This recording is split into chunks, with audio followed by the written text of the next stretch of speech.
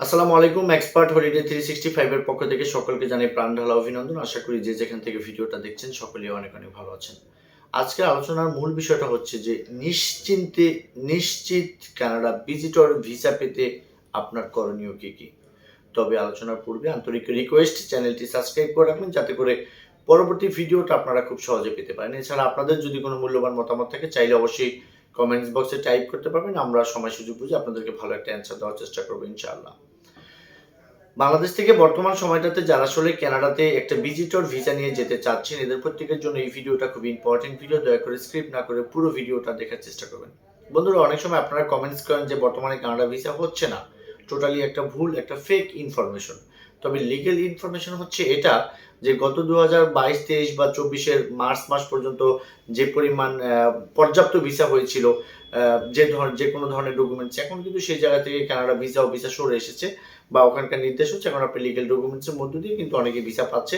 আমি কিন্তু আসলে অন্য চ্যানেলগুলোতে বা প্রায়ই আপনাদেরকে দেখানোর চেষ্টা করি যে কারা কারা ভিসা পেলো বা ভবিষ্যতে ভিসার ভবিষ্যৎটা কি আছে।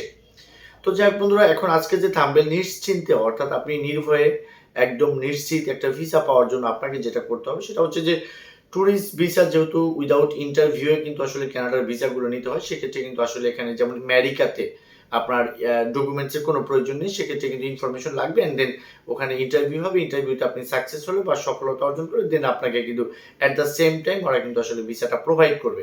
কিন্তু আপনার কানাডার ক্ষেত্রে নিশ্চিন্তে ভিসা পেতে গেলে আপনাকে কিন্তু অবশ্যই মানে সুস্পষ্ট পরিকল্পিতভাবে একটি ডকুমেন্টসের মধ্য দিয়েই আপনাকে এটা নিশ্চিত করতে হবে।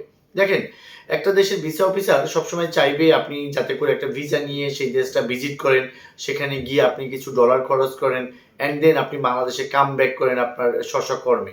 কিন্তু যখনই ওরা পর্যাপ্ত চেষ্টা করার পরেও আপনাকে ভিসা দিতে পারে না, তখন কিন্তু আপনার ডকুমেন্টসের মধ্যে ফুটে ওঠে যে না, আপনি কানাডাতে গেলে ওখান থেকে আপনি ব্যাক করবেন না। ওই ধরনের কেসগুলোতে কিন্তু আসলে আপনাকে ভিসা থেকে ওরা বঞ্চিত করবে।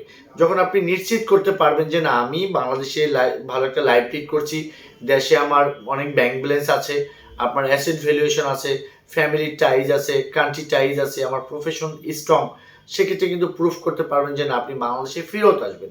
আর যখনই আপনি প্রুফ করতে পারবেন যে আপনি বাংলাদেশে ব্যাক করবেন, তখনই কিন্তু নিশ্চিত এই কানাডিয়ান ভিসা একমাত্র আপনার জন্য। তো যাই হোক বন্ধুরা, কানাডা ভিজিটর ভিসা নিয়ে কথা বলতে গেলে ভিডিওটা অনেক লম্বা হয়ে যাবে। এই রিলেটেড যদি আপনাদের কোনো কিছু প্রশ্ন থাকে, স্ক্রিনে দেওয়া নাম্বার চাইলে আমাদের সাথে অন দ্য কলে আপনি কথা বলতে পারবেন।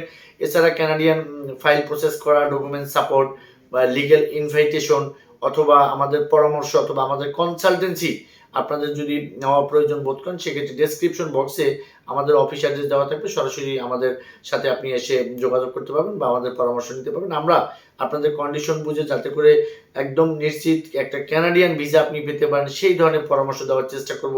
সেই ধরনের পরামর্শ পেলেই একমাত্র আপনি কিন্তু আসলে এই দিক থেকে আপনি ভালো একটা সফলতা অর্জন করতে পারবেন বলে আমরা আশা করি।